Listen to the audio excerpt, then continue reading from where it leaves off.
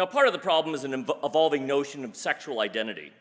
While people of the same sex have always been intimate, the understanding of such intimacies has changed considerably over time. For example, the term homosexual was not invented until nearly a century after the Revolution, while terms like sodomy and buggery often referred to acts rather than identities. Another problem is that we have limited sources. Unlike earlier eras, there are only scraps of evidence to understand same-sex intimacy in the 18th century. Other officers began to worry about Newburgh's intention among the soldiers.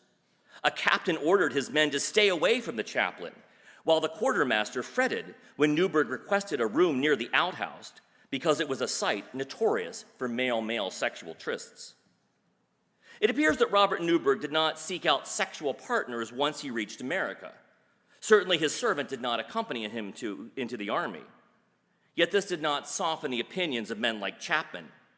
It was not what Newburgh had done, but who he was. In his initial accusation, Thomas Batt took note of the chaplain's character, and this term resurfaced constantly in assessments of Newburgh. Character was synonymous with reputation, but it also had an inner quality that could not be disguised. As Chapman and others observed Newburgh's appearance and actions, they sought to determine whether his very soul was corrupt. Sexual activity was a manifestation of a man's corrupt character, such that Chapman and Batt could not forgive actions that had occurred before Newburgh joined the army. It was not what he had done that disturbed them, but who he was.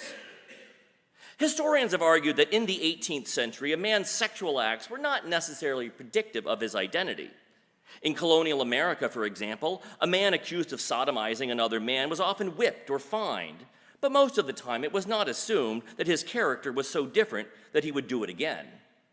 The case of Robert Newburgh suggests that this was not the case by 1773. It was not just that he had committed buggery that aroused concern, it was the fear that Robert Newburgh's character was corrupt.